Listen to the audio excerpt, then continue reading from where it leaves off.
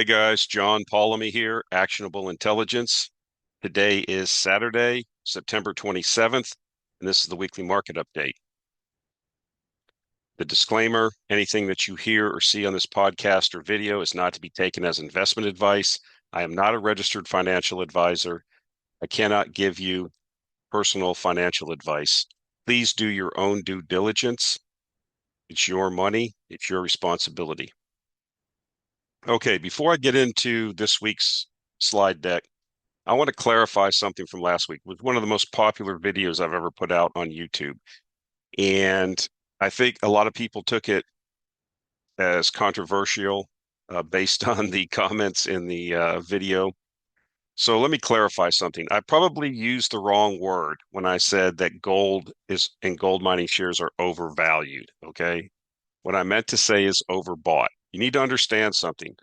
I when I make these videos, I speak extemporaneously. I don't have notes. And sometimes, I'm trying to keep the flow going and I misspeak. So words are important and they convey ideas and I'm clarifying it. I still think that I'm bullish on gold and gold mining shares. I have been for a couple years. When nobody was talking about it, I was bullish and encouraging people to buy gold and gold shares. I've owned gold for 25 or 30 years, bullion. Uh, I've talked about that it's real money, that it competes against currencies, but it's not an actual investment. It's savings. It's protection against uh, government and central bank malfeasance. They have a history of debasing currencies. I don't want to get into that. Gold mining shares are wealth creation vehicles. They are speculative wealth creation vehicles. They go up in value when the gold price goes up, especially if their costs are substantially less than what they can receive from mining gold or silver. And they have done very well, okay, over the last year. They will continue probably to do well. However, nothing in speculating or investing is a one-way track. That's all I was saying, okay? And if you look at uh, sentiment indicators, if you look at how many tourists are coming in, Johnny come latelys, it should give you some pause. It doesn't mean that things can't get more overbought. It doesn't mean that, silver can't spike to 50 or $75 a share. It doesn't mean that gold can't go to 4 or 5,000 before it pulls back. I'm just telling you that these things can happen. Okay. And that when you look at the history of market moves, nothing goes straight up.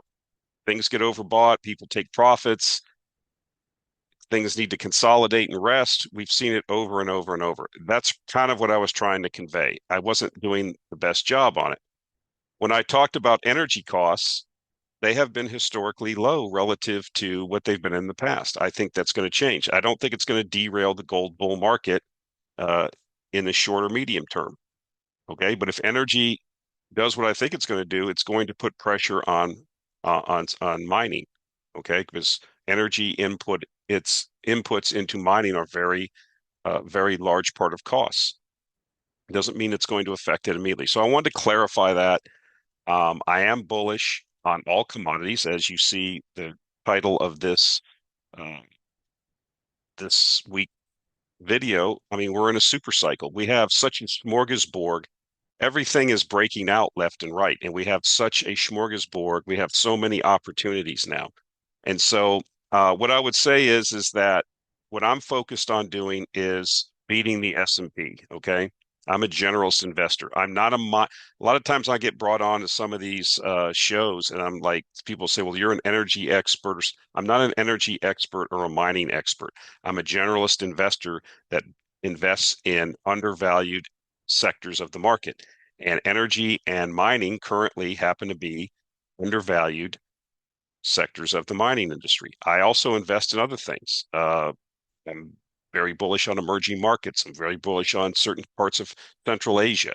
I'm bullish on certain sections of Latin America.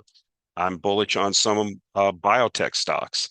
I mean, it just depends on what I can find that's undervalued. I like a certain if something's cheap, I'll take a look at it. I like certain banking stocks, okay, especially in some of the emerging markets. And so what I'm looking to do is you got to remember something. I don't have a job, okay? I'm retired, so I have to kill what I eat, okay? I have to, in order to eat, I have to kill. And so I don't just go all in with a $2,000 Robinhood account into junior gold stocks and then they happen to go up for 3 months and all of a sudden, that's great. That's speculation. That's fine. That's working out for a lot of people. What I'm trying to do is create a wealth creation, long-term wealth creation vehicle that the average person can be involved in that will be pay dividends and be useful for decades. Because eventually the super cycle in commodities will play out. We're nowhere near the end. Let me clarify that. We're nowhere near the end of it. We're at the beginning, but it's always pays to follow back to or go back to my original theme, which is buy under valuation, sell over valuation. And so, yes, gold and silver have moved. They'll continue to move. There's a lot of activity on FinTwit in social media. A lot of people come in, where were they 2 years ago? They don't, they just whatever the shiny object. So it's literally the shiny object, and that's fine. But I want to clarify that there's other opportunities and things do get overbought and things do consolidate and do pull back. And if you don't think that commodities and resource investing is volatile and that it's just a one-way track, then you are very misguided and you are going to be taught a lesson eventually. Not a one-way ticket. It's not a one-way trip. People that have been followers of my channel and have been on the uranium story for 5 or 6 years know that as a fact. And we know that as energy investors, we know that as just being in previous uh, resource bull markets. Now, I think this is going to be the resource bull market of all resource bull markets. I think that this is what I see setting up across just about everything is starting to break out. Okay.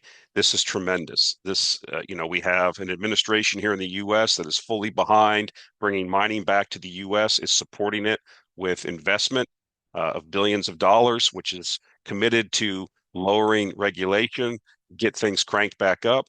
We have that coupled with, well over a decade in underinvestment where everything has been financialized in the Western world and real assets and real making things has went out of favor and now is coming back into favor.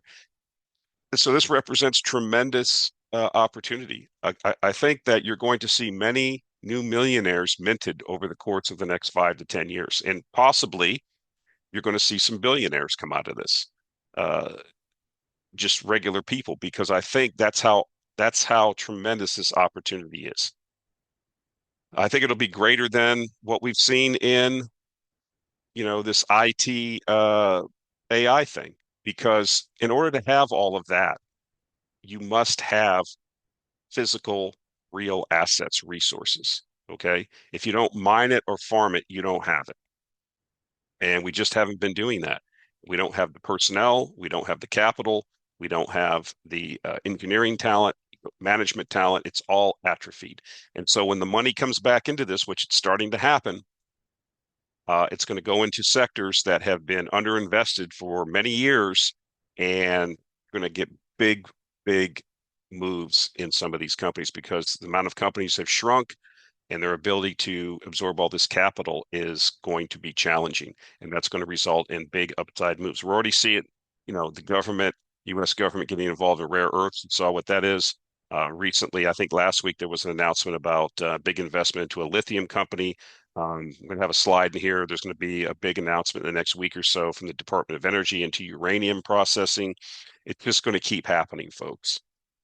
And it's not just the government, but private sector money is coming in. And we have some examples of that. So I wanted to clarify that. Um,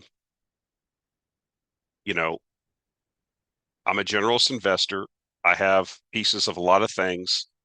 I don't just go all in one sector. That's dangerous. Okay. And I don't, even on the sectors I invest in, I understand that these are volatile sectors because my experience of the last 30 or 40 years of investing, I've been through these kind of things before, but I'm seeing what I think is going to be something that I haven't seen before. Yes, when the China entered the WTO in the early aughts, that was a tremendous resource bull market where a lot of money was made. I made a lot of money in that, but I think what's happening now is going to dwarf that.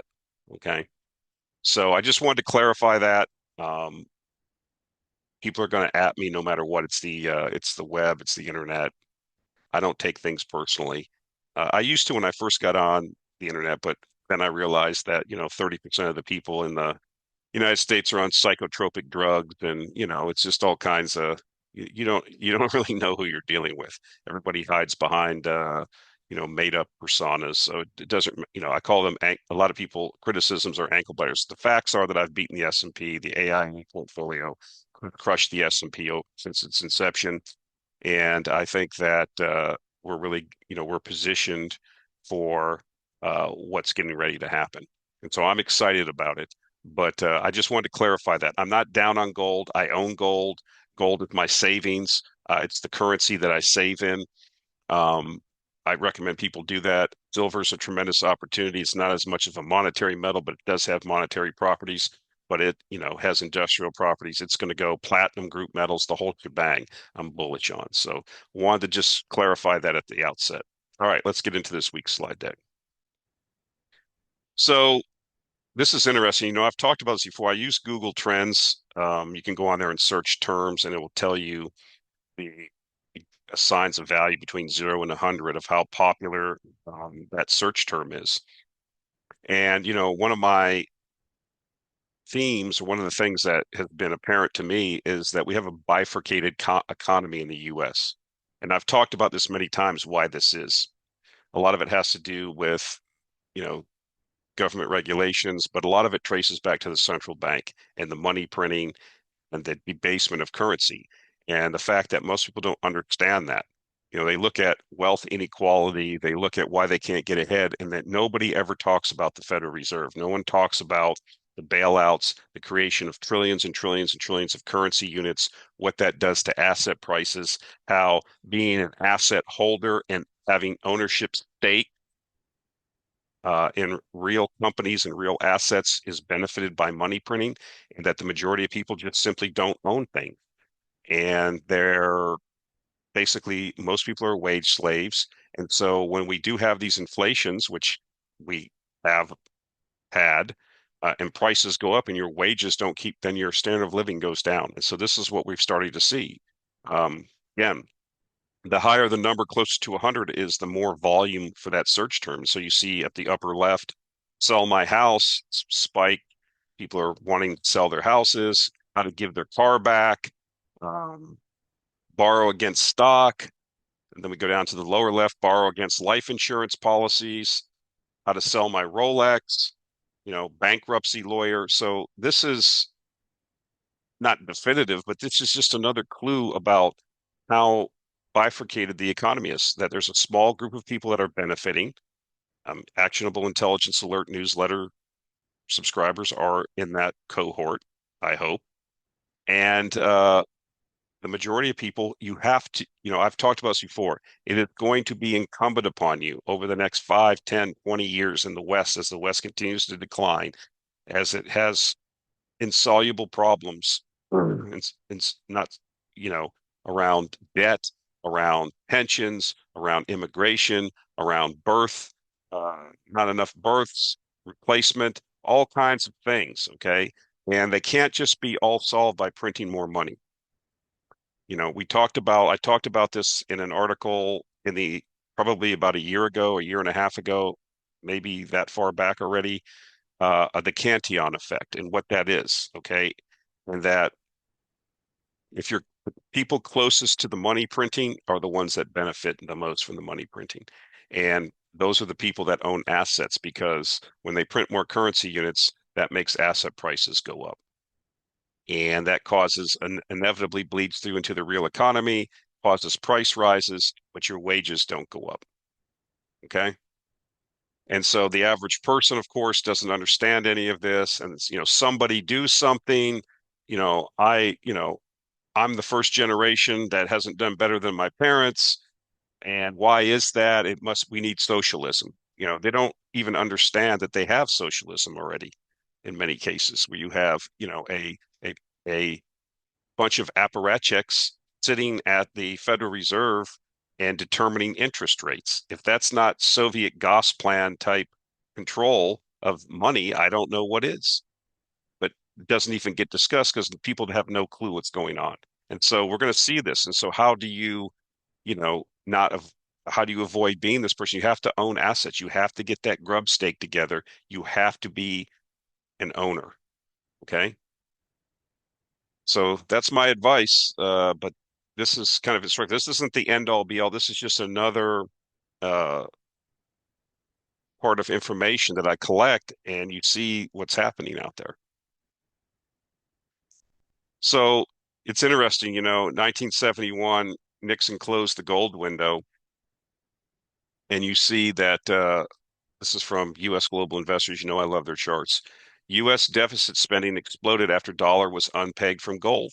This is why governments don't like gold standards. This is why anytime it gets brought up on mainstream media or some Harvard or Princeton or Yale educated economist that's has a PhD, a gold standard doesn't work in our modern society. This is all BS because governments, the establishment doesn't want a gold standard because it limits government from what it can do. You can't have $1 trillion defense budgets and a welfare state and meddling all around the world and screwing around here in the US with people's lives and bothering people with all of this government if you can't spend a lot of money. And when you have a gold standard, it changes the dynamic. It doesn't allow for it. If you want to have a war in the Middle East that cost $20 trillion over the last 25 years, okay, then you would have, if you can't deficit spend for that because you're limited by a gold standard, then you have to go to the people and make the case why we should give up our gold to have wars in the Middle East. But it's so much easier to do this and then roll out the, argument by authority from all of the establishment. Uh, you know, I've talked about this many times. I don't want to get into this about credentialism, whatever. Okay. And so you've been rooked. You've been rug pulled.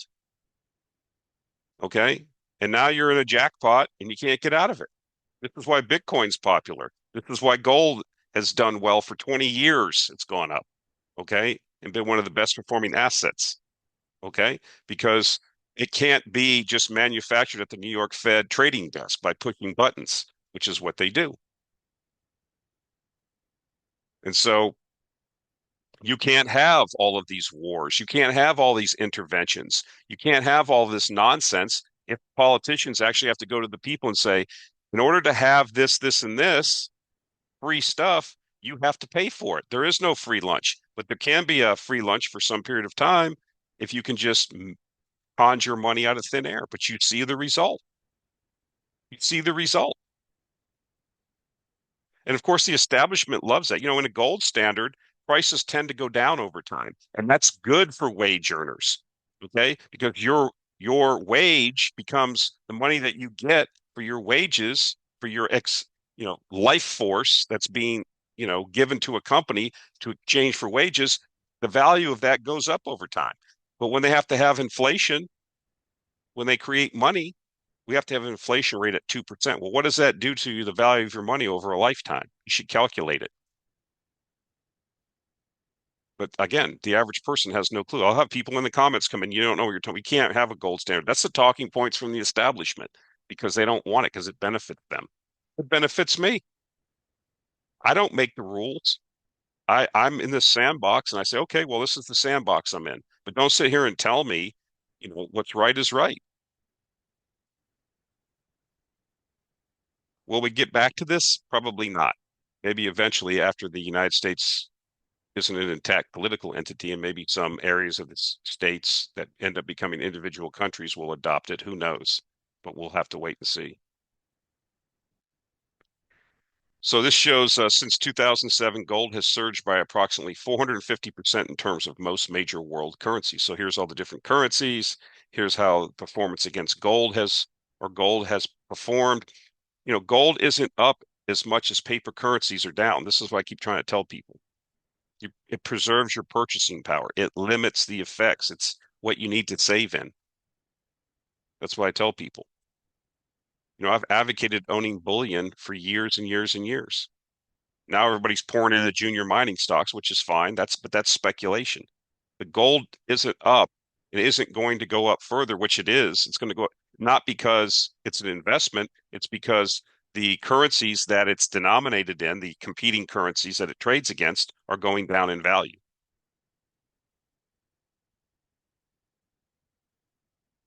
So I just wanted to show this another great chart from U.S. Global Investors. This is just precious metals since the beginning of 2025. You see that how much they've performed. Palladium is underperforming, but it's starting to outperform now. Platinum has done very well. We've been on that trade.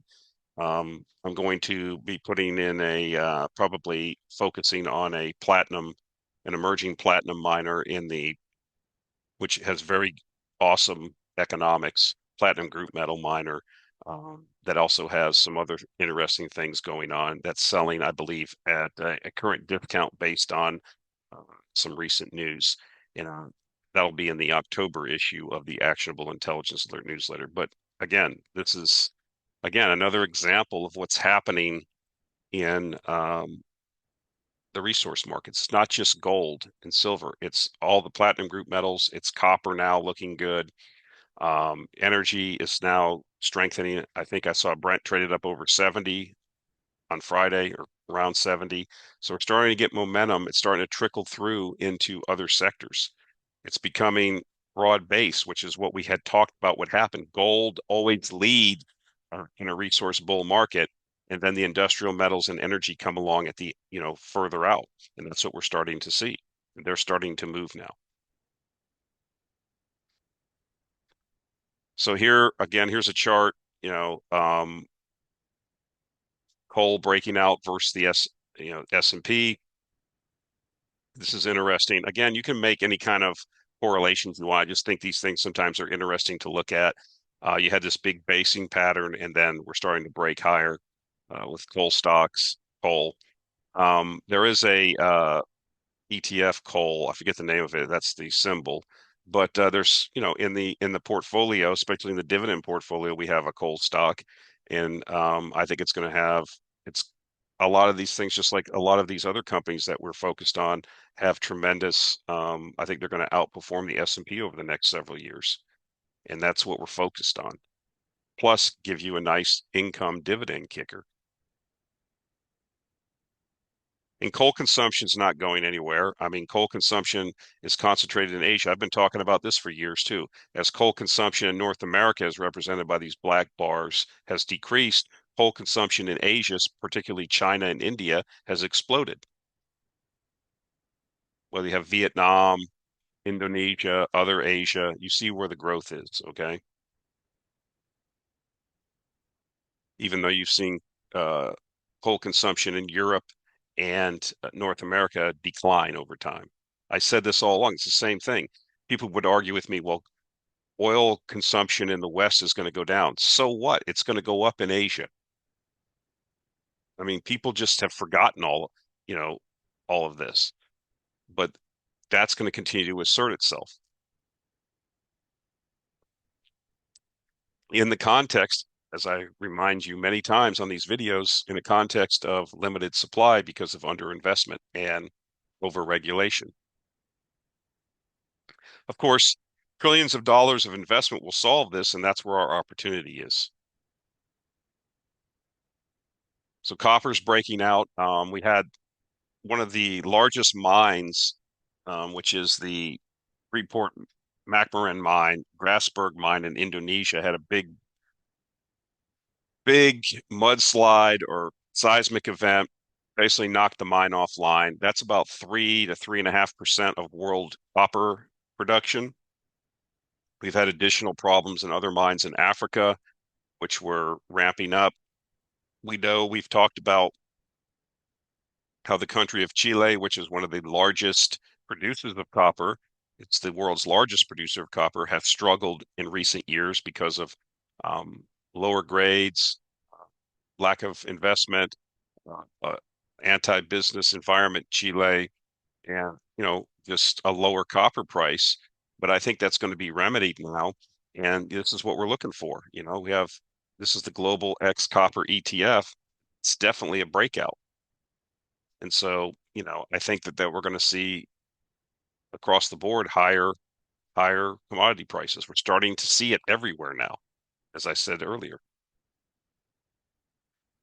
So here's the copper to gold ratio. It's looking fairly prospective. We're at an basically showing gold being way extremely overvalued, or shall we say, yeah, relative to copper. Okay. And so this would be an indication to me why I like copper. Maybe trim back on the gold allocation and increase the allocation to copper. This is getting to near an all-time low. Again, that doesn't mean gold's going to go down. It could mean that gold doesn't go up as fast as copper. It could mean gold comes back in a little bit and copper goes up.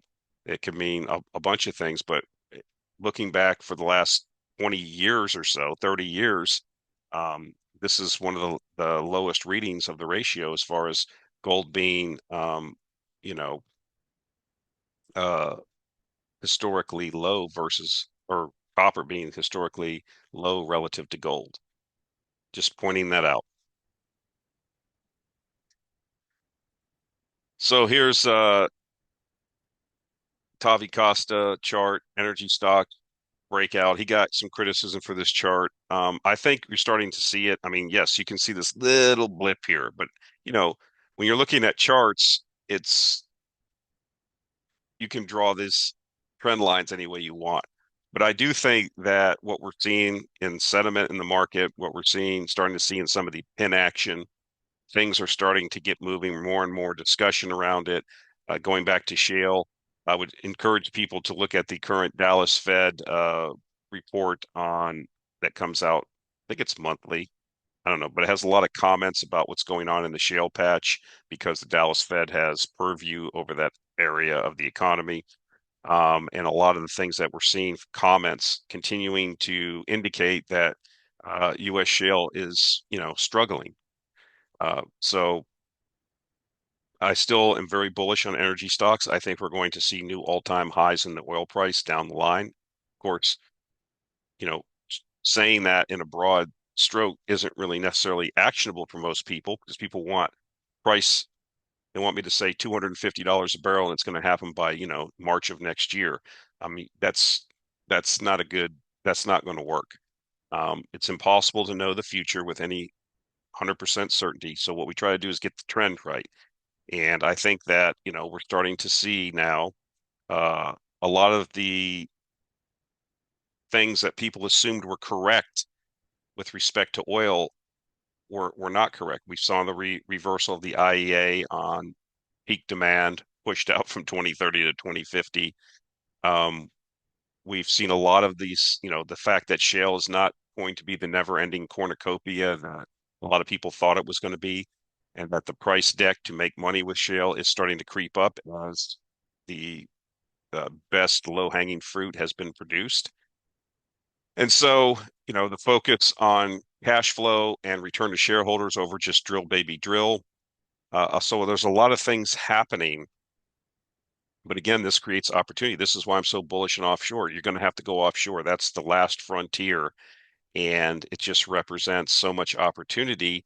And it's just another sector that has been so shrunk so much because of severe bear markets, basically depression that it went through, where a large majority of the companies were bankrupted out of business or had to merge with other companies. And so you have just a few players in each sector and or subsector of the offshore. And I think that represents tremendous opportunity. I think that's where the investment's going to go. Is it going to happen on Monday morning or the next 3 months? It's going to happen over a 5 to 10 year period.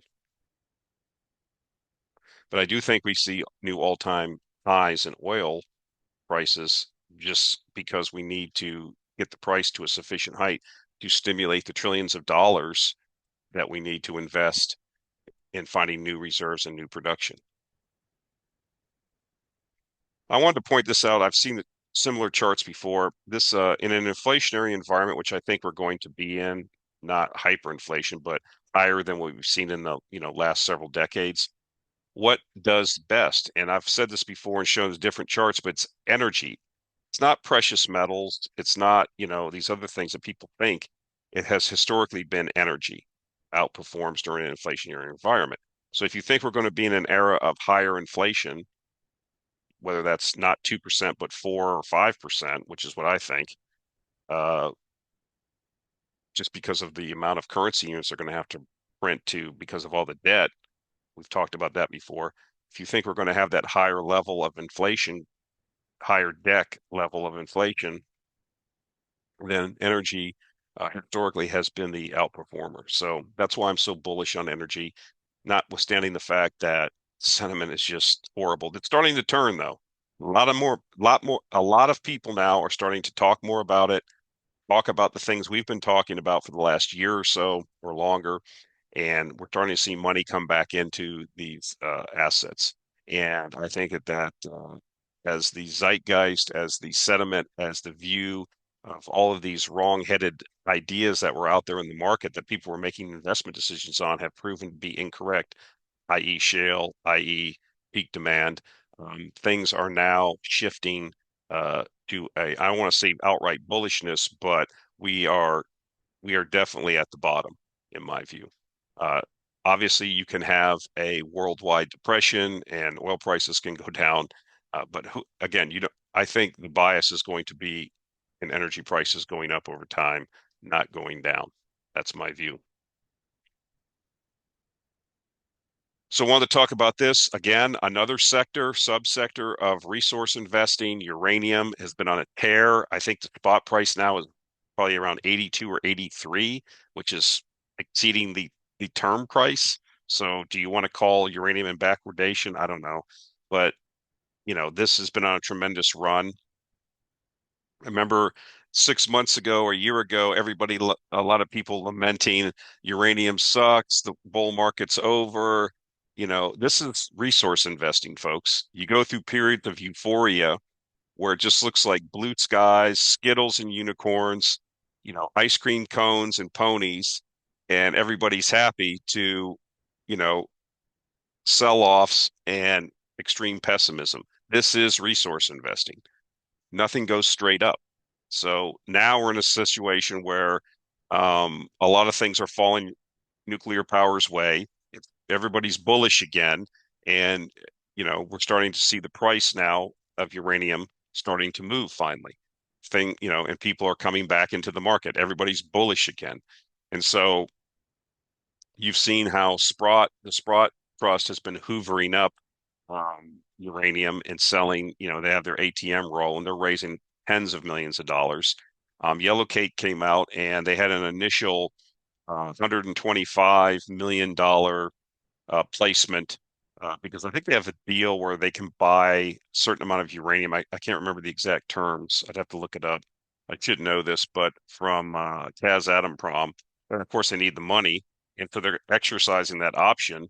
And so they were originally seeking $125 million, but there was so much demand for the shares that they upsized it to 175 million. So this indicates to me that, even on the Sprott uh, vehicle, institutional money's coming in now. You're starting to get the big money coming in, big blocks of money coming in. Again, this is what, enjoy it, but recognize that all of these sectors in the resource market are extremely volatile. This is the one lesson that people should have learned by now. So we'll see. I think uranium prices are going much, much higher. It's, again, the best supply and demand fundamentals of any resource out there, in my view. And it has tremendous support around the world now. The zeitgeist has completely changed just in the last 3 to 5 years that I've been doing these videos. From where nobody wanted to talk about it, it was verboten, it was on its way out, it was horrible. Now everybody's on the nuclear bandwagon, and of course, there's not enough uranium or uranium processing, plus all the geopolitical situation that's going on. This is just tremendous fundamentals, and so we just sit back and enjoy the ride That's what I encourage folks to do. Get your positions on. Remember when I was saying that when sentiment was horrible, just 6 months ago or however long ago it was, when everybody was negative on uranium, that was the time to buy. This is why, stealing Rick Rule's famous, uh, uh, you know, thing that he says, a couple things. These things are volatile, and make volatility your friend. And you're either a contrarian or you're a victim. Unfortunately, a lot of people come in and buy these things once they become popular. And then they get rug pulled because the things are volatile. They forget that they're volatile or never even knew they were volatile because, FinTwit gets the juices flowing. Social media is a two-edged sword. And so you have to buy things when nobody else wants them. I would say that, that's what we've been saying around oil for the last year or so. And I've been accumulating, and I think it's going to have its day in the sun now. And so again, I think we're in a super cycle. I think we're in the beginning stages. You look across the whole field, everything's starting to break out. Things are starting to hit on 16 cylinders. And I really think that, you have to have some involvement in this. But again, volatility, make it your friend. Don't buy after a big move when everybody's pouring in, because these things always consolidate. They always pull back. It's not uncommon for a resource stock in the course of a 52-week year to have movements, 50% or so within a trading range, up and down, with no change in fundamentals. Or in the case of uranium, for example, what we've seen over the last several years, for the fundamentals to week by week, month by month, get more and more bullish, and yet still have tremendous volatility up and down. This is resource stock investing. So this is an article on Politico. DOE, this Department of Energy, is ready to move on uranium. It might not be enough. The Department of Energy is set to announce at least $900 million to boost uranium enrichment in the U.S. nuclear power sector. Several sources close to the discussion told Politico's E&E News. Funding comes as the U.S. prepares to cut off imports of uranium from Russia in 2028, but experts fear the funding will not go far enough. Major obstacles stand in the way to domestically enrich the uranium that's needed to power the 94 large reactors in the U.S. today, which provide roughly a fifth of the electricity on the grid. Energy sector Chris Wright has said that nuclear power is, quote, the single biggest issue, unquote, on his agenda. Wright and other nuclear supporters say the electricity source is a critical way to operate artificial intelligence projects across the country with baseload power, a term typically used to describe nuclear and fossil fuels for their ability to provide around-the-clock electricity. So again, saw what happened with MP Materials with rare earths when the DOE or when the Department of Defense came in. I think it was Lithium Americas last week or last couple of weeks got a big infusion. You saw what happened. And so you can play critical materials lottery. This administration is going to put the checkbook behind what they have been saying. Now, this is a little bit of a carryover from the Biden administration. I have to give them credit. They started this ball rolling. They kind of started to understand what was going on. But this administration is, doing it on steroids, and I think there's going to be more to come. There's going to be public-private partnerships. Because billions of dollars are needed. Again, I wish this administration would just go all in on nuclear and, instead of spending $1 trillion on the defense budget, why don't we spend 100 or $200 billion on a 10-year nuclear build out? But, that's just me talking, I guess. We'll see what happens. Nevertheless, this is what's getting ready to happen. And of course, if you read the article, 900 million is just a drop in the bucket. We need billions of dollars of investment. But again, I think that's going to happen. You have to be patient. This is a long-term situation, and I think we'll continue to do well. Again, billions and billions of dollars of investment has been not spent over the last decade or so, and to play catch up is going to take trillions of dollars, and we want to be outside in that rainstorm, catching with buckets, catching as much of that as possible. That's our goal here. Again, we're not just pure resource investors. This is where I see all the value. This is where I see the upside because of lack of investment, undervalued nature of these markets relative to what has been popular. And I think that, again, I think a lot of people are going to set themselves up very well, their families, for generations over the next 5 to 10 years, based on what I think is going to happen in these markets. So this is an example. I kind of laugh about this. This is going back to October of 2021, and this shows you the price of Cameco percentage increase. Again, people tell me they haven't made money in uranium stocks. Well, I guess it depends which uranium stock you owned. This is thing's almost a 10, but this thing's a seven bagger in 4 years. But the other stock is Ørsted, which is a big um, Danish wind and renewable energy company that is not doing well. It's had some renewable projects blow up in its face. It's needing billions of dollars of bailout money. You see the difference. Okay, you have, again, like they said in, that video game, choose your fighter. So you have to get this right, because it's not just throw darts, it's understanding what's happening. And you see that when you do, uh, tremendous amounts of money can be made. But look at the amount of volatility in there all along, even in the last year or so, from 2024 up until recently.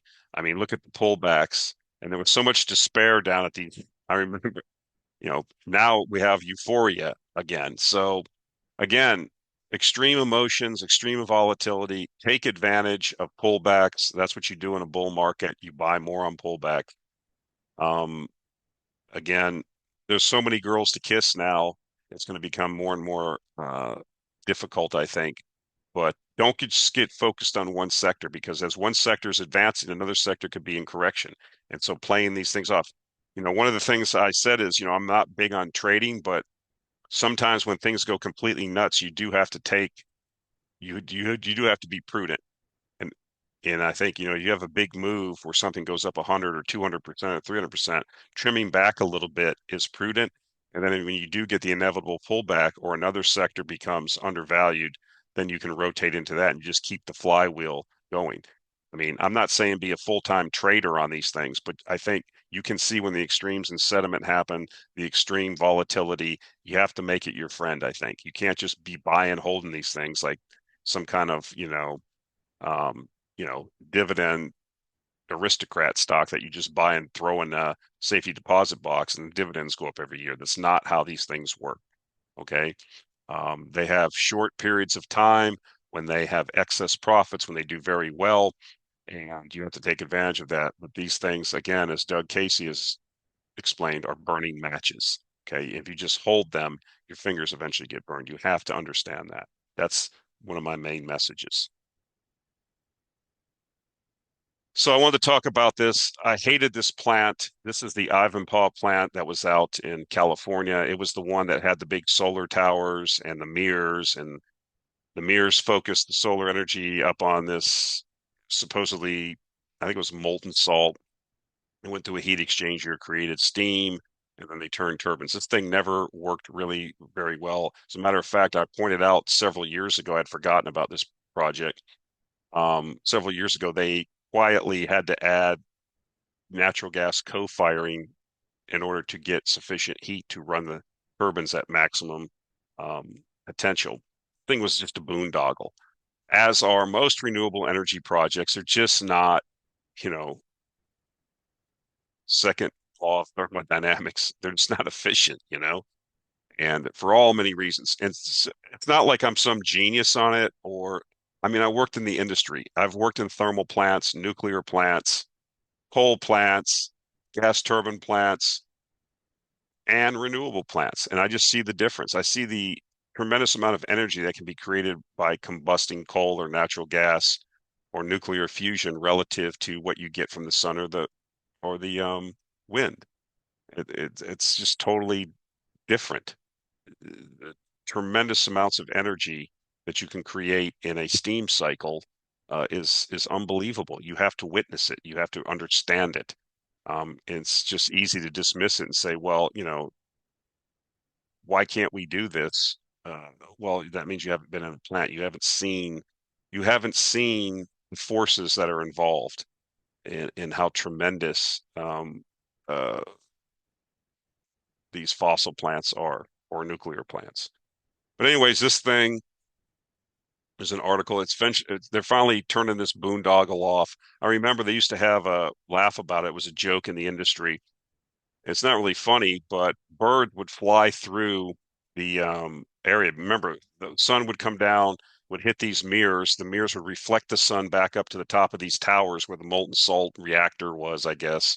And that molten salt would go down and go through a heat exchanger, creating steam. Anyway, if the birds flew through that area where that energy was being transferred from the mirror to the tower, they would literally burst into flames. They called them streamers. So your bird would fly through, burst into flames, and then crash.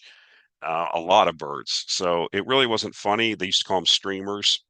But anyways, that's what, this thing was just another one of these boondoggles. Somebody made a lot of money on it. The people working at the plant made their money while they were working there. I guess it provided a few jobs. But again, it's just not, they were talking about this was going to be an example. We were going to build a lot of these and look at all the space we have in the Nevada desert and the Arizona. It's just tremendous. There you go. Again, it just doesn't work. Physics in the end had the last laugh. Engineering and physics and math had the last laugh. So here's from the article. The solar power plant, which features three 459-foot towers and thousands of computer-controlled mirrors known as heliostats, cost some $2.2 billion to build. Construction began in 2010 and was completed in 2014. Now it's set to close in 2026 after failing to efficiently generate solar energy. In 2011, the U.S. Department of Energy under President Barack Obama issued $1.6 billion in three federal loan guarantees for the project, and the Secretary of Energy, Ernest Moniz, hailed it as, quote, an example of how America is becoming a world leader in solar energy, unquote. Quote, Ivanpah stands as a testament to the waste and inefficiency of government-subsidized energy schemes, unquote. Jason Isaac, CEO of the American Energy Institute and American Energy Advocacy Group, told Fox News via statement this past February. It, quote, never lived up to its promises, producing less electricity than expected while relying on natural gas to stay operational, unquote. Well, that's it. This stuff doesn't work, and you're not going to power, as I've said since I've had this channel on the internet, going on 6 or 7 years, you're not going to empower an industrial society on intermittent power sources. I don't care how many batteries you build. It's just not possible. You don't have enough material in the Earth's crust to create the sufficient batteries to do this. It's all fun and games and little putting around, but it don't get the job done, as we're seeing with AI now. That's why everybody's talking about natural gas. That's why all the natural gas producers like GE, Mitsubishi, and Siemens have record backlogs. This is why nuclear is being advocated for.